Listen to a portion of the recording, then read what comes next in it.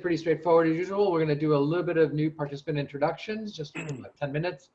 A little bit of background for new people on the call. We discovered there's always a bunch of new people on, as well as a lot of people are returning. So just to give you a little bit of background, particularly now in the context of the coronavirus and the world going virtual, I think there's some real lessons learned here that are useful. And then we'll spend the bulk of the time with Natalie and David from BrightHive, who will be talking about data collaboration challenges and data trusts, which is a great, exciting, wonderful topic that we've been really interested in for a while, and very hopeful and very exciting kind of progress they've made about that I think everyone will be really quite interested in. Very briefly, we've got a number of upcoming events. So the calendar is almost filled up through the end of May right now. And I'll just mention this now, and then we'll come back to it at the end briefly. But next week, Karen Smith, Dr. Smith, will be talking about the impact of SDOH on not only public health, but more broadly than that. And it'll be the first of a series of webinars that we will be having on SDOH, and we plan to sort of get more and more sort of focused in on the policy implications of it. Obviously something on everybody's mind these days. So we'll talk more about that. And then we have using data to improve population health, and some discussion around race, equity, and bias with Dr. Tiffany Manuel. Some of you may have met with her before. She's terrific. And then really interesting, the Public Libraries initiative on opioids. So they have finished a couple-year project, and they'll be sharing some of the learning about how they've been leveraging using libraries as a trusted information source for things like opioid management. And then Somova from the WIN, the Wellbeing in the Network, Wellbeing in the Nation Network, we'll be talking about their national measures and really exciting stuff they're doing with the national collaboration and national network. And then there's a number of other ones that are not on here now, but you'll be seeing them in your email as you go forward. Mike, please advance one for me. But yeah, there you go. I'll mention this, and then we'll do introductions in a second. So for what we refer to as the NIC is a community of networks. And it's very specifically chosen those words in terms of what we're trying to do around looking at how to integrate and coordinate and share information amongst multiple domains. We've identified 6 domains. Obviously, there's more than those, but we've sort of summarized those in the 6 domains. You can see those. What we found, and what I'm sure many of you know and experience, is that there's a lot of interaction, probably more interaction that's possible amongst and between domains. And our mission really is to bring those domains together to feature and focus on those, which is the idea behind a community of networks, because each of those has their own network. Human services certainly does, public health, everybody has their own network. What our sort of meta goal is to try to bring those networks together and to share what's learned, what works, what doesn't work, so that we can both accelerate and advance learning across domains. I think that the object lesson here, of course, is the obvious pandemic that's now sort of raging across the world, and we see how important it is, and maybe we've only seen a bit of that, how important it is to be able to share information amongst all of these various different providers and service areas. And I think that is clearly something that we see both in a sort of a pandemic like this, but also hurricanes, tornadoes, opioid crisis, all those kinds of things where there's an ongoing need to share information and think about it from those terms. How does human services connect with public health, education, public safety? So over the last 6 months or so, we've been featuring many of these different domains and going into some detail on each of those. One of the things we're really interested in looking at doing, and we'll be scheduling this coming forward, is kind of those synthesizing conversations.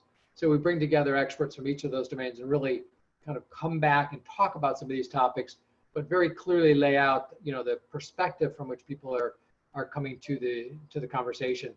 And I think that sort of synthesizing or synthetic conversation is incredibly interesting and particularly relevant now. And even from some recent conversations I've been having with the Office of the National Coordinator, as they begin to think about integrating social services, human services, and social determinants in the healthcare space from a policy perspective, it's here, right? That idea of cross-domain collaboration is a big deal, and it's only going to continue to grow. So we'll be hearing and continuing to focus more on that as we go forward.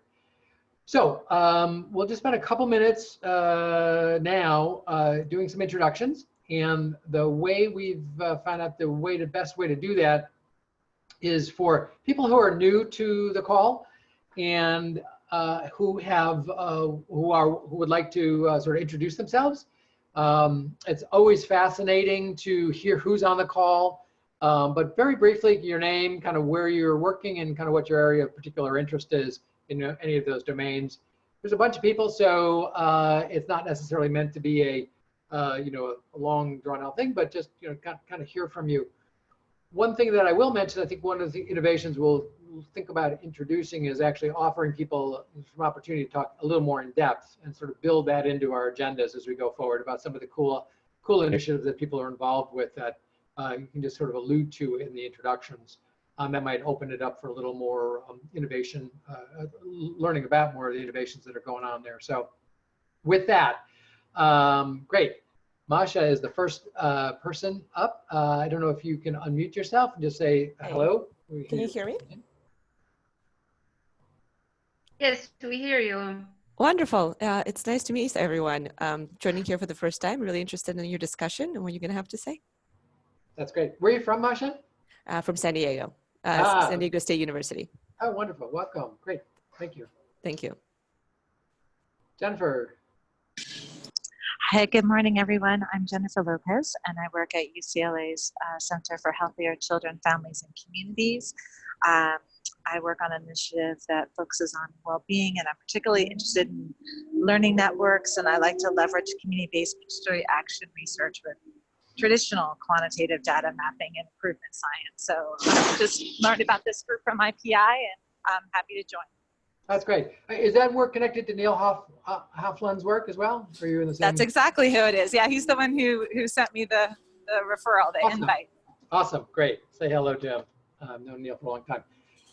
Welcome. Yeah, thank you. Well, I'm glad you're here. Tim. Hi, my name is Tim Rolfe. I was doing data governance for JACO back in 2003 with the do not use abbreviations, and in 2019 was a data governance technical lead for Department of Homeland Security, where good ideas go to die, Washington, D.C. Must be an acronym in there somewhere. Thank you there, Tim. Hi, Antoinette. Hi, everybody. I'm Antoinette. I actually work on the philanthropic side of this equation in that I focus as a consultant on disaster philanthropy and resiliency philanthropy, and there's got a big movement around that, as you all may be aware of. And I'm also, on a personal level, a member of my local neighborhood resiliency network around disaster preparedness and actually trying to build social cohesion within my neighbors, which is part of a larger program run by the city and county of San Francisco. So I'm seeing a lot of use cases for data sharing across a lot of different channels. And the good news is a lot more people paying attention to it on the funding side, realizing that this is something they really, really need to get behind. So excited to hear what you're all working on. Great, that's wonderful to hear. I'm delighted that you've taken time out to join us, given the issues of disaster preparedness at the center of the universe there. And you'll note that one of the domains that we've actually specifically call out is emergency medical in particular, but emergency response. And that might be something we want to talk about more and get your perspective on that, because it's a little underrepresented in the work we've been doing, I think. And so I hope you join the group and reach out so we can talk more about that. Thank you. Let's see, who's up next here? Oh, Terry Shaw. So Terry doesn't have a working microphone. And you can all see she's made an introduction to everybody. from the University of Maryland. So welcome to you, and I hope you get your microphone fixed at some point soon. You can always use obviously the chat to ask questions. Kelly Dolan.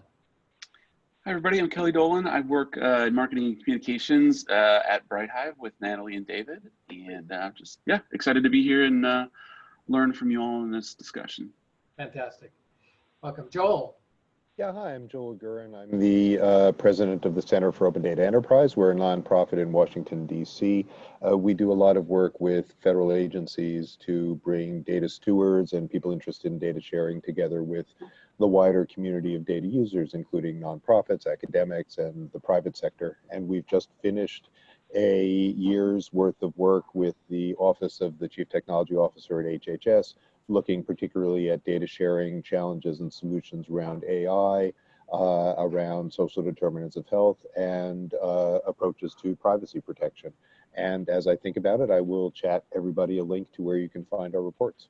Thank you. Great. We'll publish that, all the chat information, and our note takers will make sure we grab that. Thank you very much. Sure. Sounds like we've got some great stuff to share with the group as we go forward there. So thank you. Happy to. Thanks, Joel. Lori. Yes, hi. This is Lori Peterson, Alliance for Better Health in New York, upstate New York. We have set up a Healthy Alliance Independent Practice Association, which is one of the first IPAs that is focused specifically on just addressing social determinants of health. Our foundation is that we believe that investing in social needs before they turn into costly medical problems creates better health for all. I've had the opportunity to work with in different forums. I see Joel came right before me. Hi, Joel. In looking at how we actually improve the collection, not just the collection of data, but also the interoperability and exchange of that data as it relates to health care combined with medical and our social care organizations with a special focus on the social determinants of health. Well, good to hear. New Yorker here down on Long Island, so glad to hear that you're close to home, relatively speaking.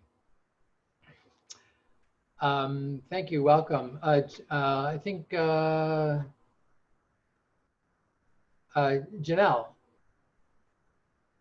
Hi, yes, my name is Janelle Stewart. I'm the Health Analytic Lead for the North Carolina Health Information Exchange Authority. Great. Oh, great. Are you involved with the Integrated Care for Kids as well? I am not. Okay. Just going fishing, that's all. El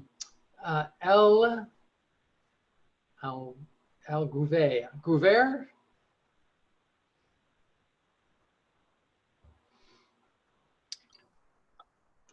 Okay, maybe we're having... I don't believe she has a mic. Yeah, okay. No mic. Okay. Well, welcome. Sounds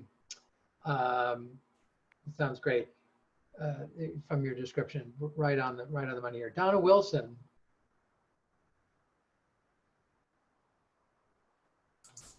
Good afternoon. This is Donna Wilson. I'm from the National Conference of State Legislatures, and we're a membership organization that works with all legislators and legislative staff in the 50 states, the U.S. territories, and D.C. And I'm most interested in how to bridge the gap between research, policy, and practice. And I oversee both the child welfare and early care and education teams here at the conference. Super. Welcome. Tracy. Hi, good afternoon. My name is Tracy Savoy-Jack. I'm the Senior Director of Strategy and Analytics at the United Way of Greater Houston. And under the auspices of our new strategic plan that we call a second century vision, we are elevating our use of data to inform our investments and in our programming. So we're really looking at tools and processes to support collaboration across the major areas of our investments, which include financial stability, domestic violence, education, both early child care and out of school time, basic needs, behavioral and physical health. So thank you. Fantastic, welcome. Jim from BrightHive, or working with BrightHive. Jim Goodell from QIP, and we're working on some projects with BrightHive. I do a lot with data standards organizations like IEEE and help support the Common Education Data Standards, which is a U.S. Department of Education initiative, and very interested in learning how data collaboratives are working in other domains. Fantastic. Great. Welcome. And Peter O from California Department of Public Health. I'm sure you've got your hands filled at the moment. He's got a mic. Yeah, I know. That's why I'm mentioning it. So I know you're interested in social determinants, so everyone can see that, which is great. Welcome to the call, and I look forward to your comments as we go forward. Kimberly, thank you for the description here. That sounds fantastic. If you want to say a word or two, that's fine. If not, we can move along as well. I think no mic also for okay. Okay. Kimberly. Yeah, no mic. At the end of her post, she says no mic. Oh, there you go. I don't have a mic either. Okay, great. Saskia, if I've said that right. Salt Lake. No mic either. Okay, this is the day of no mics. Welcome. So I think that's everyone at least at this point who wanted to make an introduction. That's great. Welcome. And again, if you sign up for the hub and you put your details in there, everyone can find you and you can speak to everyone else. And it's an amazing group as usual, both geographically dispersed and interest in data and information, which I'm sure is going to excite our friends from BrightHive to show the applicability of the work on that regard. So with that, let me ask Michael to advance the slide one more time. And that's the link. I won't go on beyond that. And we're going to start with a couple of questions. Actually, these are generated by Dave and Natalie. So we're going to start those up. And if you just take it, if you've done polls before, you'll see that you just have a little bit of time to answer the questions here. And then we'll show the answers and we'll get started with the actual discussion around that. So first question, if you're going to launch that.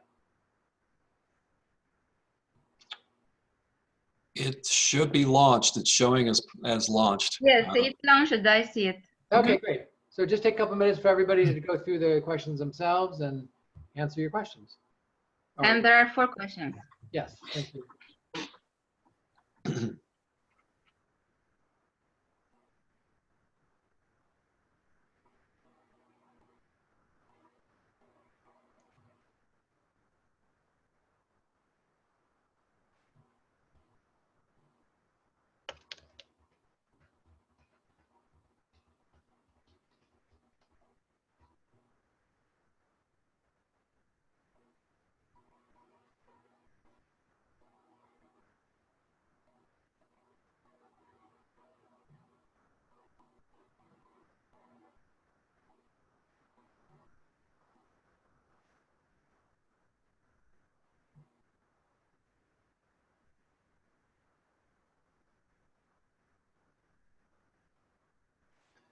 So Mike, I think you you see the results. I think you have to submit on that. Yeah, we're about halfway there. Yeah, 50% voted so far. Okay. We'll give everyone else a couple minutes here. Yeah.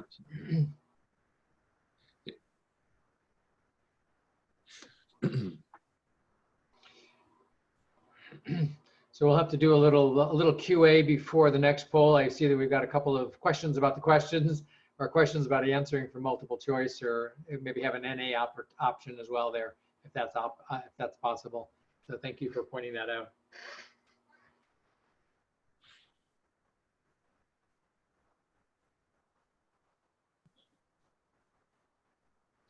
Yeah, so folks need to scroll down to the last question if it's not on your screen, on a phone. And so why don't we just give it a couple more seconds, and then Mike, you can close it up and publish the results, and then we can take it away there.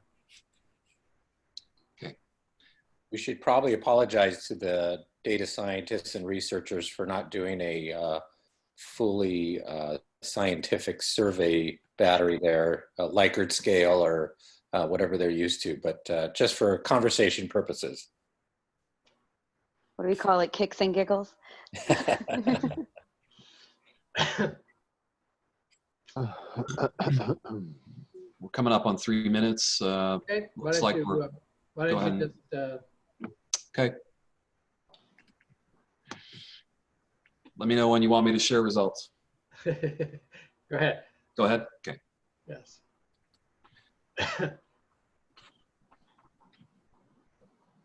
So the question, what was our N? How many people actually responded? About almost 60. Okay, great, perfect. Yeah.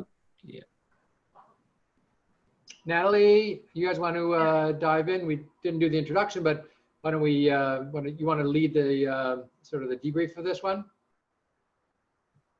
Sure. Hi, everybody. I'm Natalie Evans-Harris, Head of Strategic Initiatives with BrightHive. There's a whole nother slide that'll tell you all about me. The webinar poll. So the reason why we chose question 1 is because it's kind of a trick question. The data sharing challenge is all of these things, right? So there's technical challenges, legal challenges, cultural challenges. But we have found in our experience at BrightHive, not to give you the punchline before you get to see all the beautiful slides, but that we have found that the legal and the governance tends to be the thing that makes or breaks a project, both in the immediate and in the long term. And the benefits of data sharing, did you want to add anything else, David? Yeah, actually, an interesting point too, because most of you are considering that from your own organization.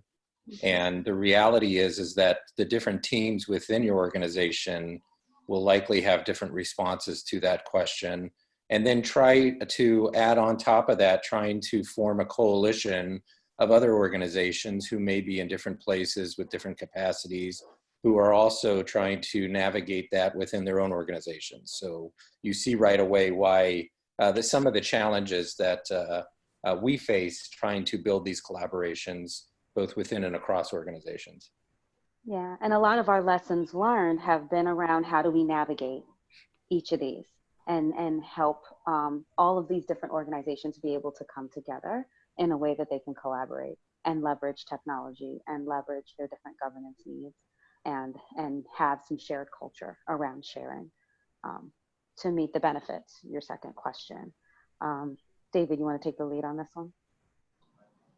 Yeah, and again, I think this is pretty consistent with what we were saying. The reality is that there's often the shared value of collaborating, both with your partners and with organizations you've never worked with. But some of those are institutional, like there are things that you need to do to satisfy funding requirements or around reporting or analysis within your own organization, and you're using the same data in most cases. So how can we identify this shared value and also address some of those needs that you have around analytics or reporting? So that's one of the challenges that we have, where we can kind of create these shared resources, work collectively to achieve them, but at the same time help alleviate burden that you may be experiencing within your own organization, or help improve efficiencies and processes like that as well. And the last two questions were really to help David and I to understand the audience. So understand where you're coming from when you've joined this call. Are you in an organization and in an environment where data sharing is a positive, beautiful experience with rainbows and gold at the end of the road? Or is it an experience that involves pitchforks and fire and chance of removal at the end? So it's good to see that a majority of folks are having moderately positive experiences, but always room for improvement. And the folks that need some help, we can create a support group after the call. And there was no wrong answer to number 4. I think the purpose of doing data sharing is to address all 3 of these, to improve individuals' abilities to do their work and answer their challenges and questions, and to increase the effectiveness of organizations to be able to address their missions. And ultimately, I think we're all here to improve the lives of customers, beneficiaries, and communities overall. If I might jump in for a second, those people who voted for 3A, never been better, we would love to hear from you. Send us your name, rank, and serial number. We want the lowdown on that, because I know if there's 60 people, there's at least 3 of you out there who said yes on that one.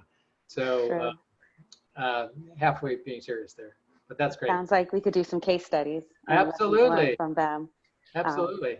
And one thing I'll just add on that number 3 too is that we find there's never I shouldn't say never, but usually there's always a willingness to engage in this work. Capacity is a big issue, whether it's expertise, time, or resources.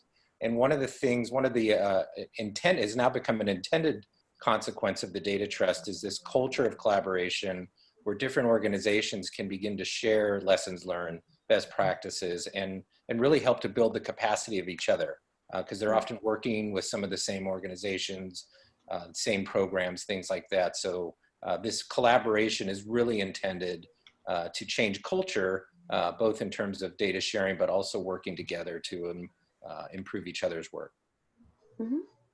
Fantastic. All right, do we want to jump right in? Yeah, so Mike is driving the slides now, so all you have to do is say, Mike, advance. Mike, advance. Hey, that's me. So I apologize for not being on camera for the call. I'm on a phone and roaming around my house trying to get my life together. So I am Natalie Evans-Harris, and I'm co-founder of BrightHive and serve as head of strategic initiatives. You can read my bio there. I consider myself to be a data enthusiast. So I love to solve really hard problems using data, but I'm that person that likes to bring all the smart people together and talk about how do we do it and how do we do it responsibly and ethically, and how do we bring as many different voices to the table as possible. So the theme that you'll find in my career, whether it was at National Security Agency or on the Hill or at the White House, and now in the private sector, the theme has always been, how do we help others to be able to use data effectively and responsibly to solve our community's greatest challenges? So that's me, and I'll get into how I got to BrightHive. David, you want to talk about yourself for a second?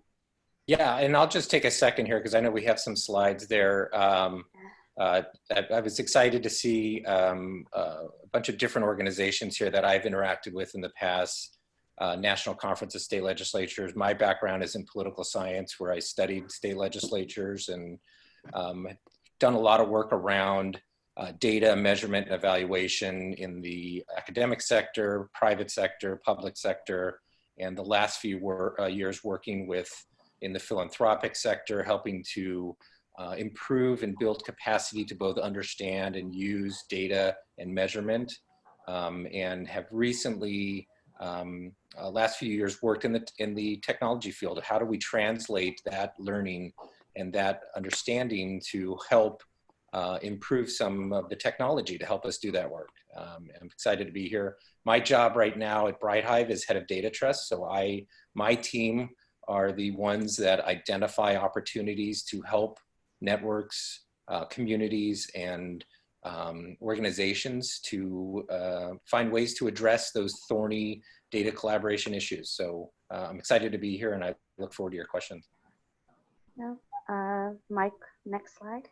Thank you. So we're here to talk about addressing those data collaboration challenges, those thorny issues that can make or break a strong collaborative.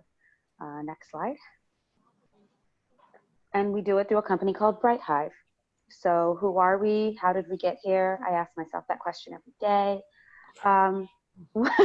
So I'll tell you a little bit about the origin story of BrightHive and how we've gotten here. BrightHive is 2 years old, and it started with myself, Matt Gee, who I'm sure many of you on this call have interacted with, plus Tom Plahy, Andrew Means. 4 of us all came to this place from a sense of frustration around why it was so hard for people who really wanted to use data to better understand communities and to better understand performance measures and return on investment. Why was it so hard to get them the data that they needed? And so Tom, the astrophysicist, working with Matt Gee, the all things. Really saw this, and I say all things because if you meet him, he really is all things. Coming from different sectors, having Tom being a technical person, and myself coming from government, and Matt being a social entrepreneur, and Andrew being a philanthropist, and then David joining the team and also coming from nonprofit and foundations world. All of us coming together and realizing that the gap that's in the sector is really around this understanding of how to be able to use data in a collaborative fashion. And how do we introduce data sharing in a way that's accessible and equitable to cities and different sectors that want to be able to bring data together? So not just a one-to-one transaction, but a multi-party data sharing, so that a city who wants to better understand which training programs that they're issuing WIOA grants to are actually delivering the skills that help people in the communities be able to get better jobs. How do they answer that question in a way that allows for them to benefit, the training providers to benefit, and learners to benefit? Those are the sticky problems that the folks at BrightHive like to work on. So it's been 2 years. We started as 5 or 6 people, and now we're like, I don't know, 20 something strong, and we're working from coast to coast, and we love all of our cities and states. We're in Colorado. David will go through some of the examples of the states we're in: Colorado, Virginia, Birmingham, California, Texas, where we go where people want to be able to use data in interesting and impactful ways. Who are we working with? We work with anybody that'll work with us, really. We're an infrastructure company. So we're a technology company, but we're an infrastructure company that believes the best solutions come from working with other organizations and collaborating and bringing all of the smart people into the room and building something really good for our customers. So that's what we do. And we consider ourselves a platform, and our platform is there to serve all of our different customers and stakeholders and interested parties that want to be able to leverage data trust as a data sharing model. Next slide, Mike. And that's BrightHive. Our mission is to connect society's disconnected data and do it responsibly and purposefully for the good of society. And we do it helping organizations, networks, and communities. Next slide, Mike. That's me. I've talked about me enough. I'm head of strategic initiatives, which means that David's team gets the fun of working at the local level to be able to deploy data trust and work directly with customers to address their legal, technical, and cultural challenges to being able to share data. And my team focuses on some of the broader challenges with being able to do it. So how do we build the ecosystems that allow for data trust to thrive and allow for data sharing to happen? How do we better understand where the gaps are and where the data is accessible, and what are some of the policies, and how do we help bring people to the table to allow for data sharing to be impactful? So that's really where my team sits, and we tend to work with the foundations and the nonprofits and partner organizations that are also interested in being able to leverage data trust to support cities and states. Next slide. David, do you want to say anything else about yourself? No, it's just some examples of where I've worked over the last few years. I know we've got a bunch of people that have done data governance here. So just a little bit of my public sector, private sector, nonprofit, and tech experience doing data measurement and impact. And my quote above, the true researchers will appreciate, and some of you may not like, but basically my approach to the work that I do. So, great. Mike, next slide. So what have we heard? So we've been at this as BrightHive for a couple years, but really most of us at BrightHive have been in this, and most of the people on this call have been doing this for years. And what we've learned and what we're hearing when we ask what makes this so hard is that it's If you look at this list, it's actually very little to do with the technology and much more to do with the challenges of being able to connect. So if you think about what the technology challenges are, it's that organizations are all doing data differently. So how do we connect them in a way that allow for them to share and to collaborate without ripping out entire systems and having them spend hundreds of thousands of millions of billions of dollars to put a whole new system in for one specific purpose? How do we move from a place where we're doing top-down data sharing mandates and we're bringing everybody into the conversation so that what mandate does come out is actually something that's implementable and leads to the impact that everybody desires? And then how do we move from these bilateral agreements? How do we move from these one-to-one limited agreements that say that data sharing can happen from person A to person B, this specific data set for this amount of time, or in some cases only once, and move to a place where our governance is just as collaborative as the way we want our data sharing to be? And how do we move beyond the limited capacities and incentives? And by that one, that was an interesting discussion, right? So right now, when we think about governance and we think about data sharing, we really are thinking about risk. How do I make sure that when I share my data with somebody else, that it doesn't come back and hurt me or my organization and put us at even more risk? That's why data sharing agreements and governance tends to sit in the hands of the lawyers. We have to protect ourselves. But if we really want to see data being used collaboratively, if we really want to see a culture shift where data is not this thing that sits over in a data warehouse, but actually a part of the decision making and the culture around how we solve problems, then we have to start thinking about how do we make that data accessible in a much more collaborative fashion. These are the things that we're hearing. Next slide, Mike. Mike. So what do we mean by governance? I find it always useful to give a definition because governance is becoming, I don't want to say overloaded term, but it's becoming a term that's used to mean many things, much like ecosystem and data. And so when we talk about governance, what we're really talking about are the practices and processes that describe how decisions are made, monitored, and enforced. And I took this definition from DAMA International. It's the one I like the most. It's not just about, is the data secure? Are we protecting the data? It's actually about all of the practices and processes that determine how you make decisions for the data being used. So as you're deciding to share data, if you decide you want to share with somebody else, that decision and how you go about that decision is governance, and it should be a part of your governance practices and governance process. That's so I wanted to put that out there. And David, jump in whenever you want to. Next slide, Mike. Let me pause for a second here. Oh, maybe you're going to get into it there because I know data governance is such a huge issue. Some of the work we've done, in particularly large or small jurisdictions, either the federal or state level, and the more different programs who are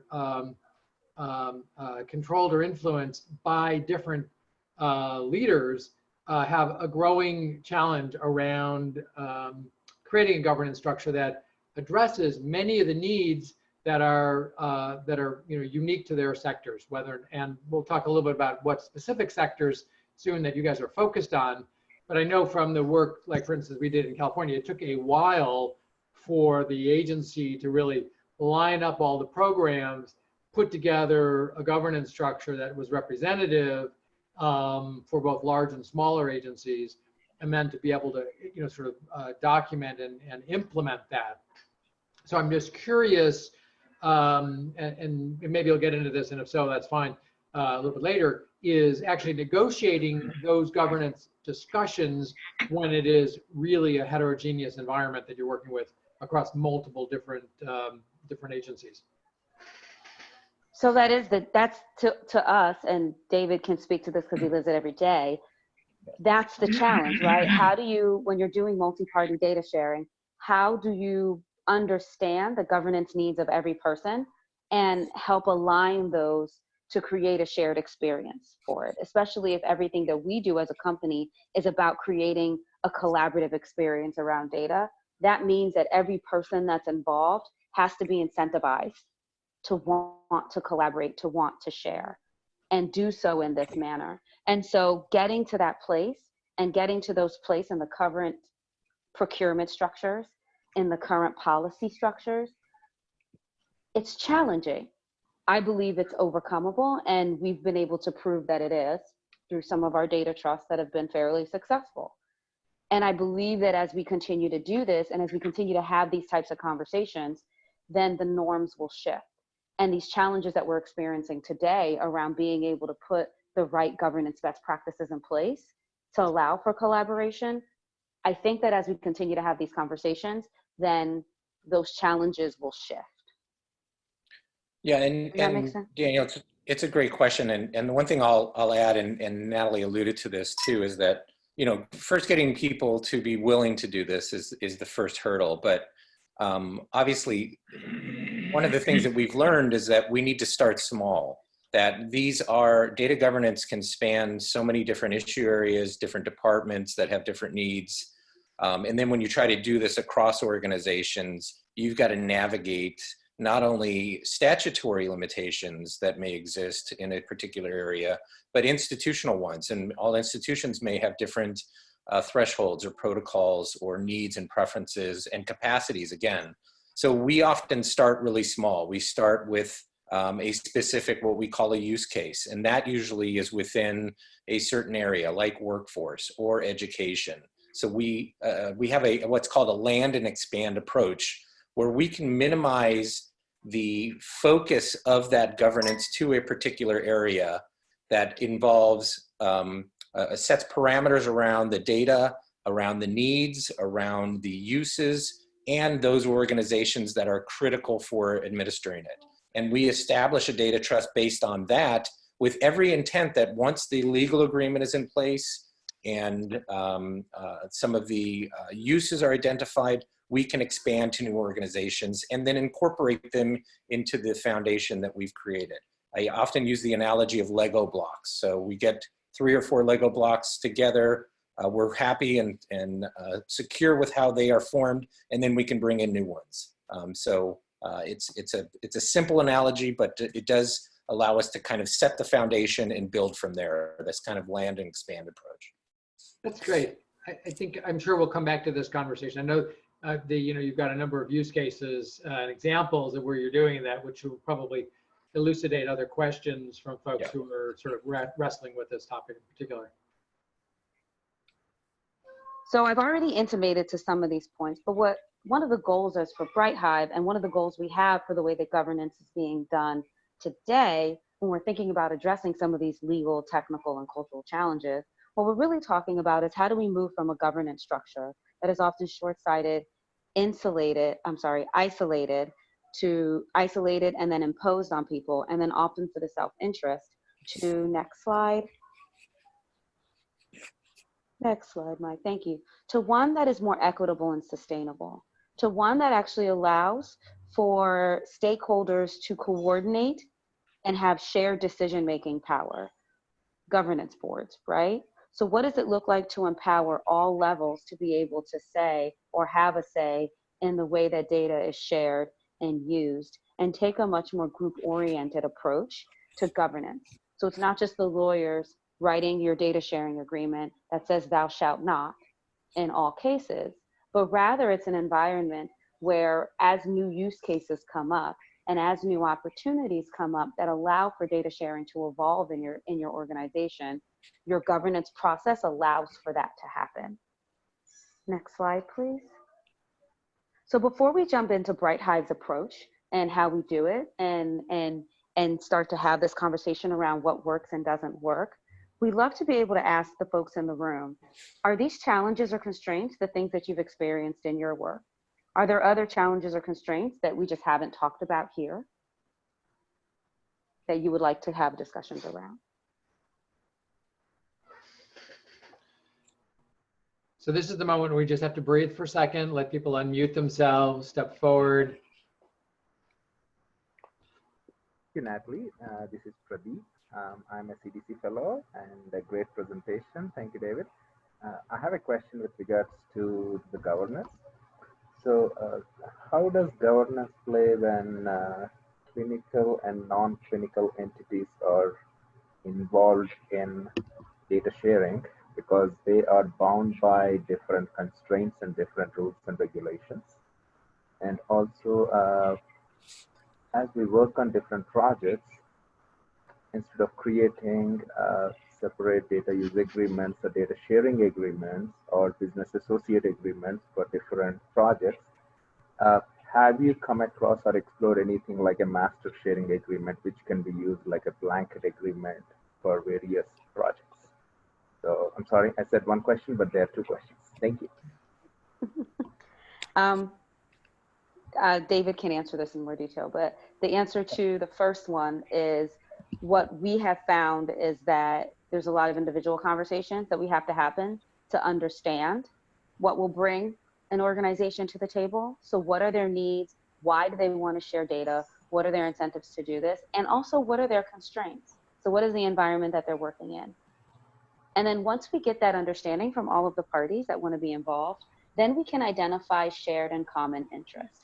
Very rarely has it been, it has happened, where an organization that we've wanted to participate in a data trust just wasn't going to work. It just wasn't. Legally, they just couldn't share the data the way we needed it to be shared, and to overcome those policy hurdles would just take too long. Oftentimes, because of who BrightHive is, we've worked with others that are better able to navigate some of those challenges. So we have this attitude at BrightHive, and I think it's what's helped us is that we're happy to take in all the information, and we're really good at finding a way. But what's really important when you're coming together with a data sharing agreement is that the data sharing agreement addresses the needs of every party. With the data trust model, you come to the table as the owner and representative and steward of your data, and you have your rules, and you're allowed to come to the table with those rules without having sacrificed them. And if you're unhappy with something that's happening, you can step back. And that's one of the powers of the data trust and the trustee model. With regard to the second question, absolutely. We don't do one-to-one data sharing agreements. We do data trust agreements, which are basically what you're talking about, master data sharing models that allow for not just allow for data sharing of the, say, 3 initial organizations, but if you want to add additional organizations or add additional use cases or add additional data sets or take away, you're allowed to do that through the governance model without having to start the whole process over again. So it becomes a much more collaborative and iterative data sharing experience. Yeah, and I'll jump in here a little bit about the, the two questions. The government's an interesting one because essentially, as likely everyone on this call knows, governments are in a unique power position. They can impose or mandate the sharing of data. Most cases, and in some cases this is the same in the philanthropic sector as a condition of funding from a foundation. They're in the driver's seat. They can kind of dictate the rules, and essentially organizations must comply and have very little control over their own data once it's submitted. The data trust model really kind of changes that because it makes the government a single member in a broader coalition, and they have one vote just like the rest. So we have to find incentives for government to participate and give up that power, knowing that they're going to get additional value through this coalition. In Colorado, it was the fact that the state had no mandate over private education institutions. So they wanted to collect data to get a full comprehensive view of what opportunities there were in terms of credential programs or job training programs. So they gave up some of their power to incentivize organizations to participate. And so those are the things that we have to, as Natalie said, we sit down with those groups and understand what some of those incentives are. In some cases, things that we do are trying to, and this will go to the equity question, in some cases, some organizations can't participate or historically have not been able to participate because of capacity issues or lack of infrastructure or lack of time and resources. And we spend an enormous amount of time trying to find ways to get them involved. The use of open source technology, providing them with more incentives over the control of their data and getting more value out of their own data. So those are things that we do. And the second part of your question is exactly right. Traditionally, data sharing agreements are transactional, they're time bound, they're limited in scope, and heaven forbid you guys look at the results and you say, man, I wish I would have asked for this data, or I wish I would have asked for 6 months longer. And then you have to go back, and the person that approved the agreement is now gone. So the data sharing agreement that we use in the data trust, or what's called a data trust agreement, is intended to be iterative. The members agree on those initial uses. They agree on the data, what's going to be done with it. They approve who gets to use it for what purposes. And they form a governance board that meets periodically to then say, all right, what do we do next? Who do we want to bring in? What kind of data do we want to add to the data trust? And so it's the data trust agreement, and the data trust itself evolves with the needs of the members. And that is built into that platform. Let me, there's a couple of questions here, and I want to make sure we pace it and time it right, so we have time to get into some of the examples. One of the things I just wanted to clarify, and then some of the prep calls we had, one of the things we talked about, and one of the questions reflected here is, some of the areas that actually have extremely constrained ability to share information due to HIPAA, FERPA, 42 CFR, and particularly around children's issues or things of that nature, mental health, behavioral health. And I wanted to be clear, or it's important to sort of identify that kind of what the parameters are currently of the kind of data sharing that you're involved with now and where it's headed, because I know a lot of people on this call have been thinking about, even just trying to share child welfare data and how difficult that actually is, given all of the constraints around that. So you may want to just say a little bit about kind of what the circumscribed neighborhood is that you guys are working in right now. Natalie, you want to take that one first? Sure. So we consider ourselves as a company to be sector agnostic, but as we were moving, meaning that we're a platform that wants to serve whoever or whatever sectors are interested in sharing data through a data trust model. But what we found is that there are certain parameters that are necessary in order for data sharing, leveraging our model can be successful, or at least has a higher likelihood of success. And so while we started out broad, we decided to hone in on workforce development in particular, because there was a shared incentive around the Workforce Innovation and Opportunity Act. There was a shared incentive across government, training providers, local level private sector nonprofits, all wanted to be able to share workforce data in a way that helped them better understand return on investment. So because of that shared incentive across the different parties, it made that conversation around being able to share data a little bit different. And it allowed for buy-in from leadership to be able to understand the value and put the resources behind making data sharing happen. So as a company, we have put the last couple of years into doing data sharing and data trust within the workforce development sector. And then over the last 6 to 9 months, we have started to actually move into, and maybe it's been a little bit longer than that, we've started to move into post-secondary education, early childhood education, and even have some insurance markets now asking us questions.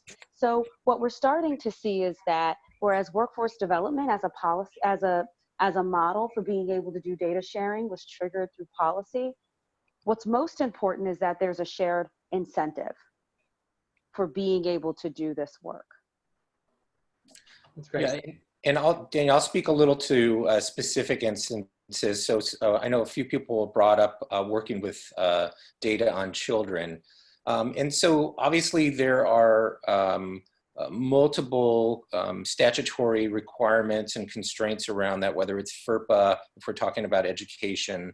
So part of our process too is, and this goes back to the idea of starting small and being very succinct in what we're addressing first, is understanding the statutory constraints that exist around FERPA. And anybody that's ever worked in education data know that while we have a federal requirement around FERPA, states interpret those differently. So it's not only that they will vary by state, but each institution that we work with. So we work in Kansas now around their early childhood integrated data system, and each of those agencies have are bound by certain state and federal requirements, but also in terms of their own institutional preferences and priorities for that data.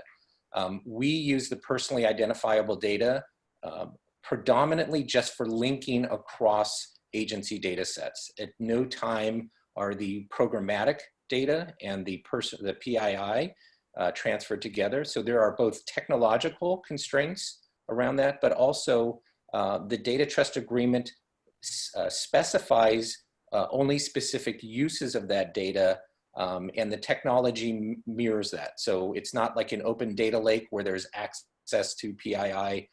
Only the data is used for linking, and then aggregate totals are calculated based on that. At the point where the linking is done, the PII has been disconnected. So there are both constraints on the legal agreement, there are constraints on the technical, and then the governance adds a third layer because the members themselves are monitoring and managing the data trust to ensure compliance and fidelity with what they've approved. So that's just one example of working with FERPA requirements and children's data. And also when we're thinking about, and also something else to think about is that some of these challenges don't have answers yet, or don't have fully evolved answers yet. Absolutely, so, right. So that's where you, especially when it comes to using children's data, right? Because that's where you're getting into consent and self-sovereignty. And how do you empower parents to be able to control access to their children's data, or children to be able to control access to their data? So what we've done in areas where solutions aren't quite ready or don't quite exist is we work with organizations like Chamber to start the T3 Innovation Network, right? So the T3 Innovation Network is centered around addressing some of these challenges for creating digital records, for creating digital learner records, for creating skills-based records, for creating a mechanism to increase self-sovereignty in the use of individual level data in these types of solutions. So through something like the T3 Innovation Network, standards organizations, private sector technology organizations, academia, government, everybody comes together to identify what some of these challenges are and then start to work them. And that's what's amazing, is that once we figure it out, then we can move the needle even further and incorporate them into our solutions. But first we've got to start talking about it, and talking about it in a way that isn't just looking at the technology, but also looking at some of the other parameters around it. So this is a great moment to sort of transition to some of the use cases. We're at the 1 o'clock hour, and so I know we lose a couple people because they've got, believe it or not, other things to do than spend the afternoon with us. But I think some of the use cases would be particularly relevant, especially in light of the folks who've been engaged with the NIC for a while, who are working hard on a proof of concept that are looking at sharing data between some of the harder, gnarlier areas of healthcare, human services, courts, children's services, really protected PHI and PII information. So I know we're not there yet, but the structure, the infrastructure, the approach is probably very useful and informative. So I suggest that we kind of move forward on that, and we'll pick up some questions as we go forward a little bit. Yeah, Mike, let's advance if you would, please. I think we went backwards, or no. Oh, okay. Well, let's. I think we've talked a little bit about this already, but if we want to save some time, these are the considerations that we have in place to some of those challenges that we've addressed through this data trust model, and we can advance.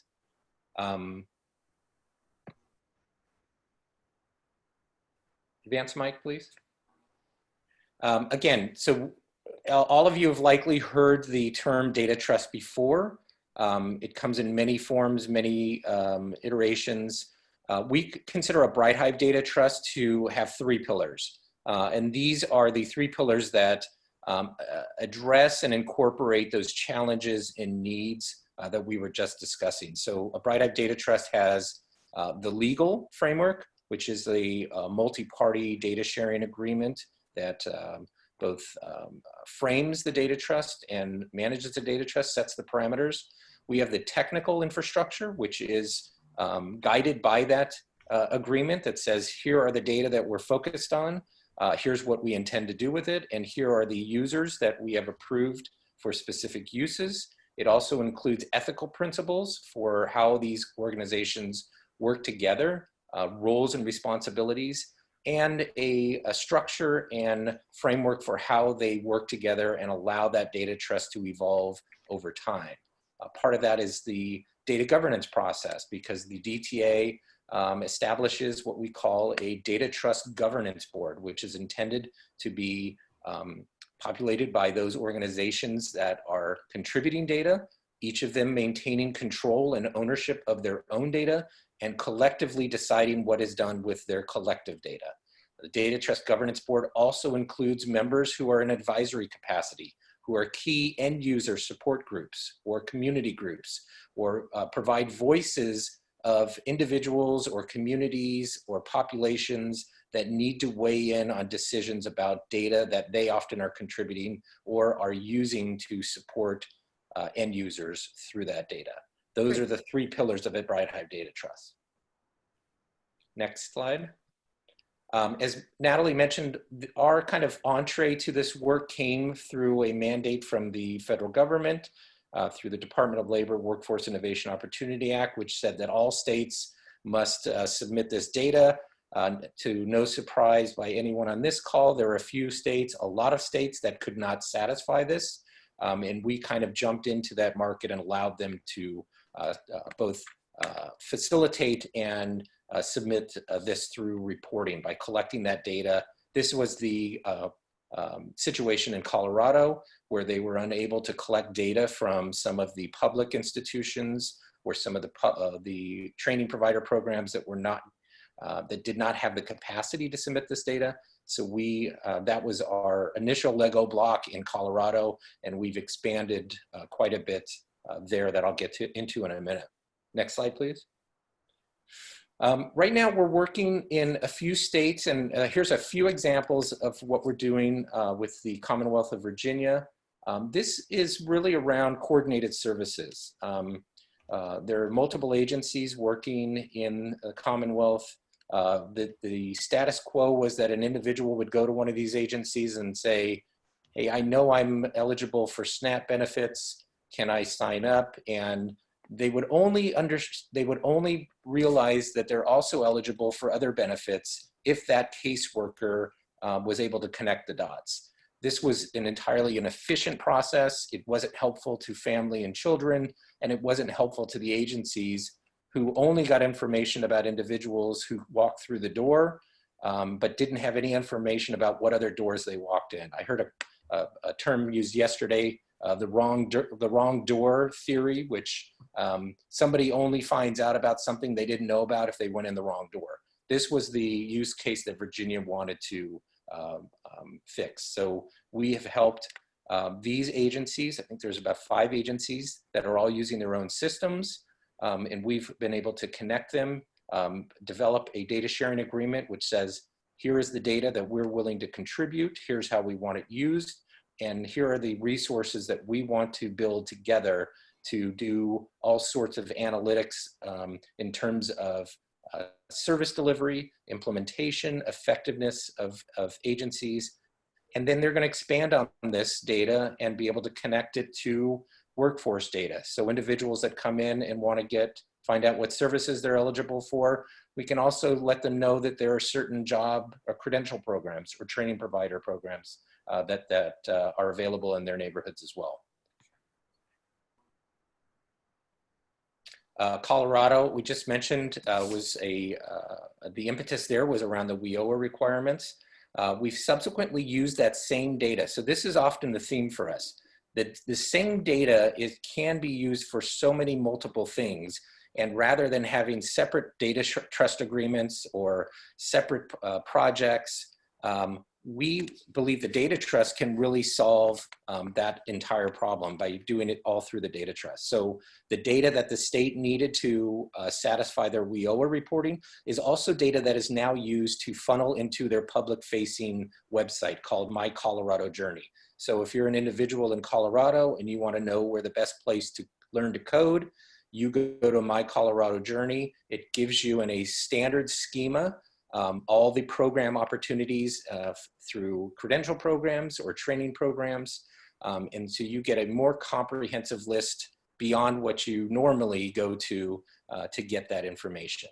Oh, and then once that's done, we can build on it by saying, all right, I've got 2 or 3 programs I'm interested in, but I have no way of differentiating between them.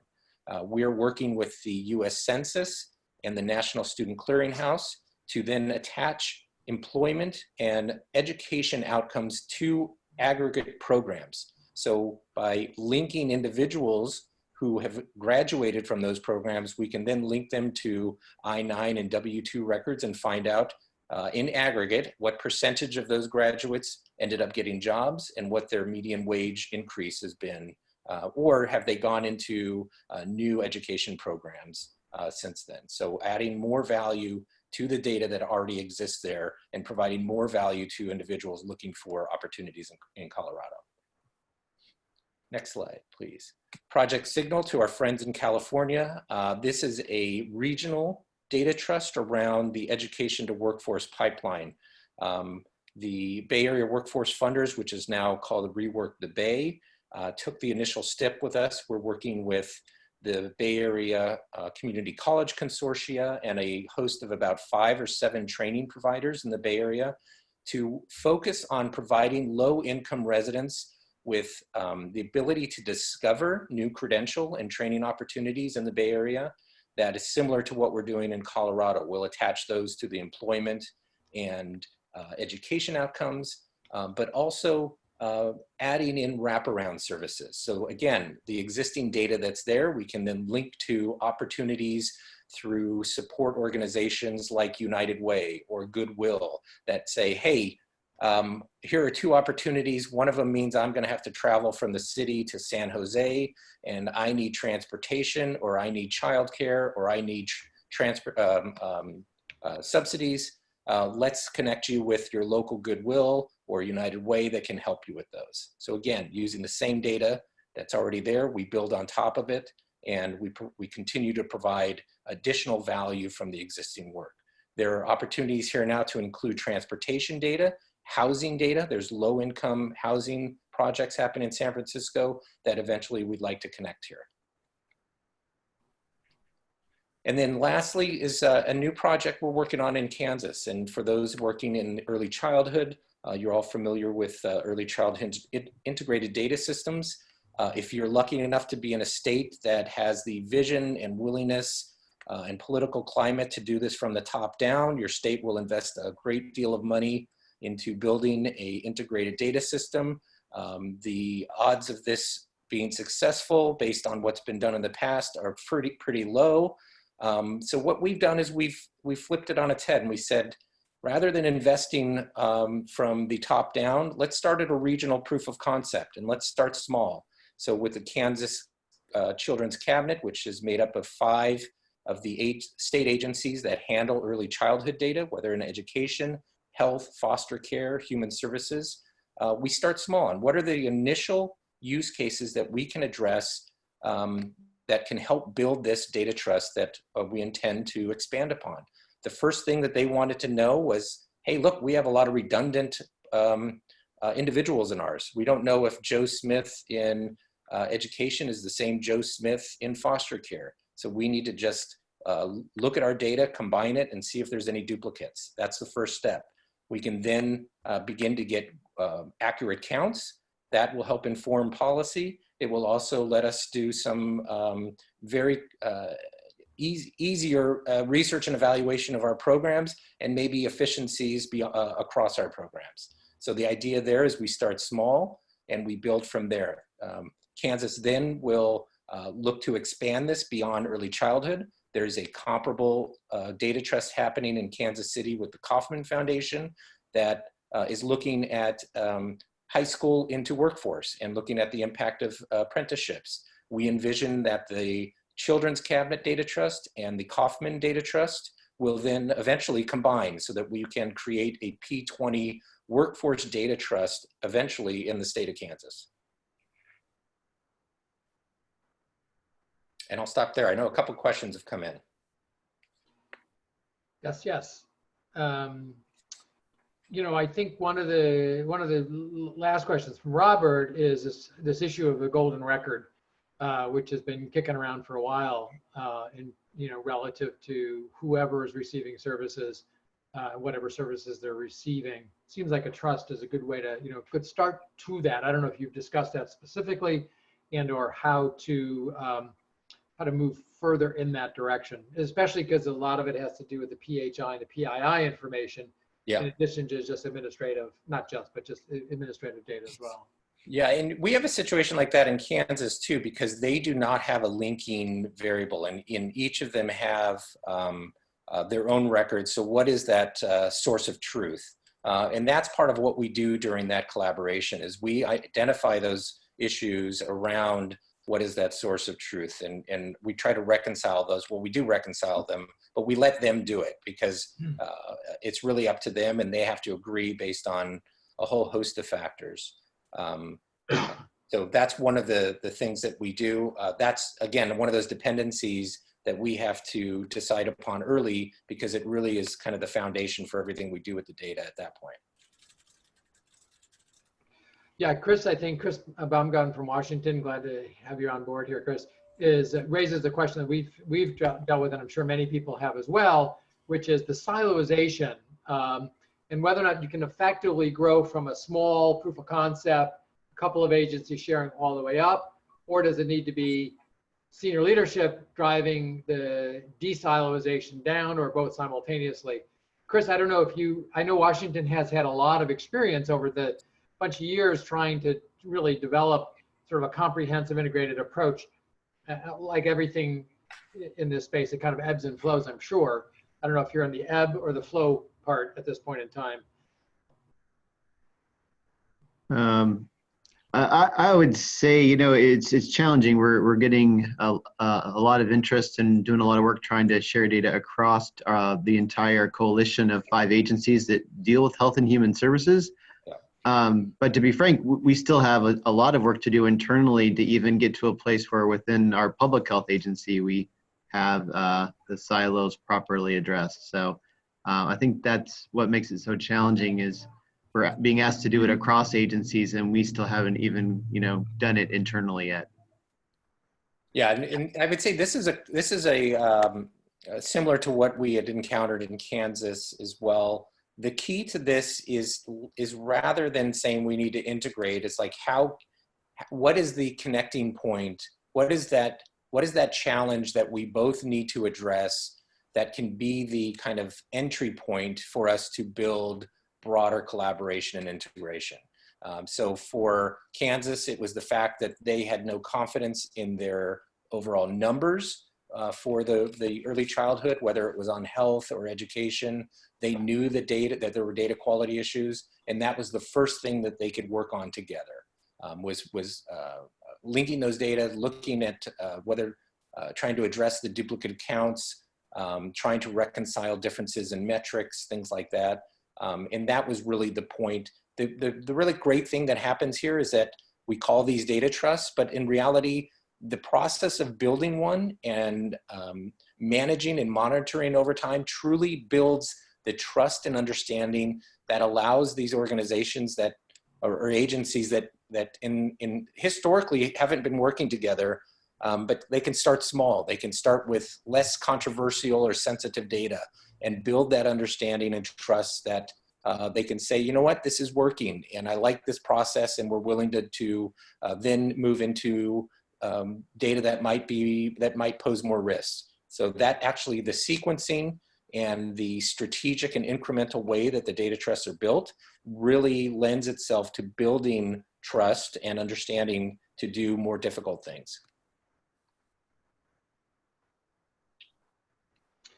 One thing Daniel, I think, which would be relevant, and there was a question about the use of data trusts in emergency and disaster relief. Yes.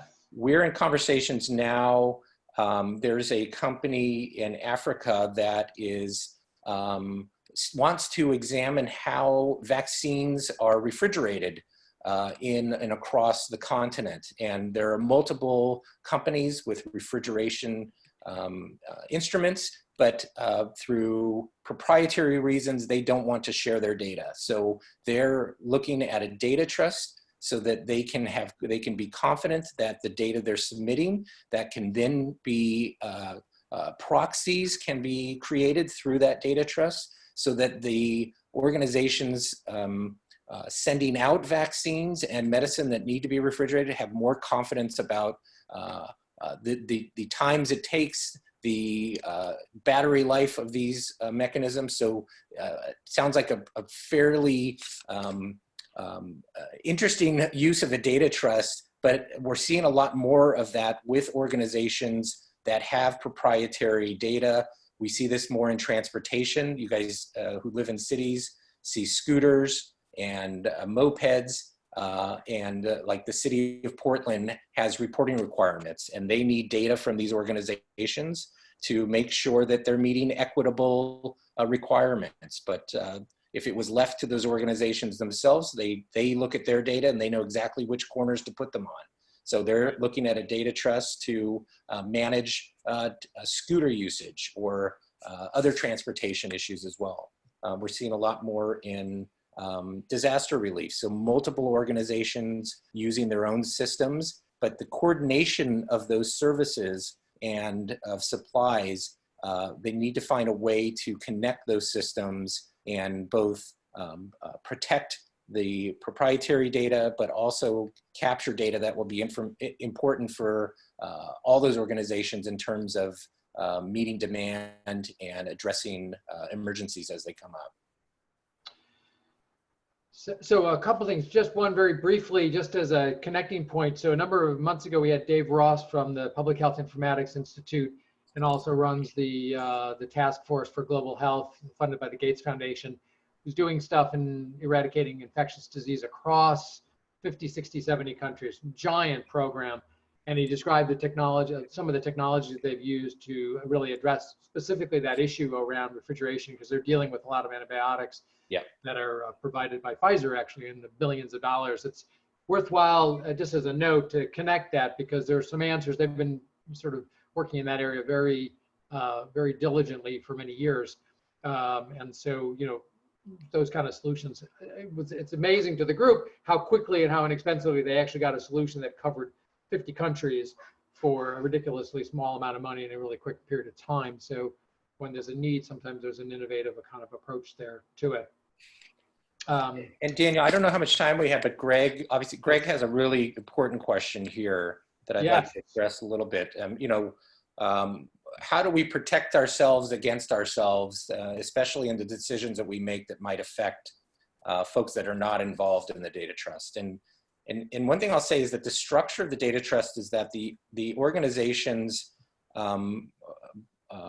they manage and monitor this themselves. So nothing gets decided within a data trust that has not been approved by all members. There are no, everyone has control of their own data, and they collectively decide what happens to their joint data. So there is no ability for one organization to impose their will on others. They can opt out if they choose to. And the point that I made earlier about including those end user community voices on the data trust to ensure that even before decisions are made, they are incorporating the views and voices, needs, capacities of those end users, whether it's children or certain subpopulations or geographic locations. Those are all, in some cases, the data trust can give them a vote. We're in a situation now where a data trust, even though they're not a data provider, because they are interested in equity and making sure that any decision they make is has the community or the end user voice, there are instances where they give them a vote. So there's nothing that happens without their participation, without their incorporating their views and priorities. and nothing that happens with that data trust that they're not involved in. Thanks. You know what I'd like to do from a timing perspective, because I'm always amazed at how quickly an hour and a half blows by when you start getting into some of the details. So I just want to give Greg a minute to respond, and then I want to sort of make a recommendation on how we, because there's a lot of unsaid stuff here still, but I've got a suggestion about how we can kind of continue that for people who are interested. Greg, did you have any particular response you want to, sort of succinctly present? I mean, first and foremost, I think this is really great. I really appreciate the work that you all have done here. It's really helpful thought leadership. These are questions that we've been coming up with, I think, over the course of the past, throughout these calls. I've really appreciated all these calls, but these questions, when they come up, it's like sort of like, well, we don't really know what to do about these problems. And you all are laying out a path forward, and I really appreciate that. Thank you. And I guess, yeah, I mean, I'm eager to see where this line of reasoning goes. I mean, I think there are questions that come up about like, when you have technical actors developing these technical specifications and implementing them, do you all think that they have a role to play in the ethical deliberations, or is it just not actually their problem, right? Like what's the I think part of the challenge is in the interplay between different kinds of actors who understand different aspects of these systems. And I think what you're proposing here is that a trust is not just a set of tools for designing agreements, but also like figuring things out. Yeah, that's correct. And this comes up most because, again, the data trust provides kind of the plumbing to allow these outcomes, or what we call trust managed resources, to be calculated and then sent to approved users. And in some cases, it may be a public facing dashboard at a state level. It may be a LinkedIn. It may be a Google Pathways. But again, nothing happens with that data that the data trust members themselves do not approve. And in some cases, it may be that somebody wants to do something with the data that they don't, that they want to constrain or they don't think is appropriate. Nothing happens unless they vote on that. Again, I'll reiterate, BrightHive is not a party to the data trust. We only touch and assist the data as approved by the members. So we don't have a vote. And again, it's all driven by what's happening with the members themselves. Right. Well, thanks again. This will be an ongoing conversation, Greg. Thanks for continuing to bring that up. We do have a specific opportunity in a couple of weeks with Tiffany, where this specific topic will hopefully dive into a little bit more in depth as well and continue it. But what I would suggest is, I know you have a couple more slides, but we're going to run out of time here. And they're kind of the how do you do this approach, which is great. What we're going to do is we're going to post those things. But here's the place where here's where the interactive part comes on, right, into play offline. So on the Nick Hub, on the Let's Get Technical group, they're set up for the conversation. And I know there's some on here that are some of the questions we haven't addressed yet. So I'm going to invite both Natalie and David to sort of participate in that, maybe be willing to respond to some of the questions, or at least present a couple of more concepts written, and we can get some dialogue or at least some question and response going there that we can come back to, and also bring you guys back as appropriate. But that kind of online forum may present an opportunity to kind of dive a little deeper into some of the topics, and we'll also be able to see the actual how-to on the slides, if that's okay with you. We'll put that back. That would be fantastic. Yeah, and one of the things Natalie and I really enjoy is once people see this, they obviously tend to look at their own context, and we feel free to reach out to me and Natalie if you have questions about a specific context or a specific area. I will say one of the areas that we are moving very quickly into is health data. We have potential projects in Austin with Michael and Susan Dell Foundation, where they want to connect education, workforce, and health, especially for health employers within Central Texas. So it's an area that as the need comes and as the data trusts evolve, we can expand and do kind of our due diligence to incorporate those HIPAA constraints and needs around health data. we're looking forward to incorporating that into the data trust model. Thank you so much. I appreciate your time, Natalie and David, sharing, you know, really a broad overview of a lot of in-depth work here. I hope that people got a good sense of it to start, and that what you provided here will give us a chance to people to learn more about that. So again, thank you very much for that, and thank you for sharing the materials. Just a minute before we sign off totally here, Mike, if you could go forward. And again, the presentation will be up on the hub briefly. So next week, as I mentioned, Dr. Smith will be on talking about SDOH and coronavirus a little bit. By that time, who knows where the world will be? We'll all be sitting behind our computers, in our little corners. This is the beginning of a series of conversations around SDOH and how we integrate stuff like the data trust and a lot of the other things we've worked on over time and presented on time here. So I invite everybody to come back, join the conversation, see if we can build on it a bit more. So you'll see that coming towards you quickly. And then in a couple of following weeks up there, I think I've already mentioned those, might go forward one more. Yeah, Tiffany Manuel, who both works with the data side of things and on the equity side of things, will be presenting. She's spoken at a couple of our conferences and at the DASH conference, which is a great resource as well for a lot of this thinking. So she's agreed to participate and lead the conversation around that. So stay tuned. We will, you'll be, again, if you want to make sure that you get the updated information about the upcoming events, when you go to the hub sign up, once you sign up, we'll send that to you. And then when you go on to the conversations, make sure you check that you want to follow the conversation. So it'll push it out to you once you've authorized that on the hub there. And we look forward to other opportunities to engage with you. And David has put up his email, and again, all the contact information will be readily available. And with that, I think we'll say thank you to our presenters and our participants and everybody else out there. And with that, we'll see you next week, or hopefully online between now and next week. And have a great weekend, and stay safe, stay healthy. Thanks, everybody. Bye.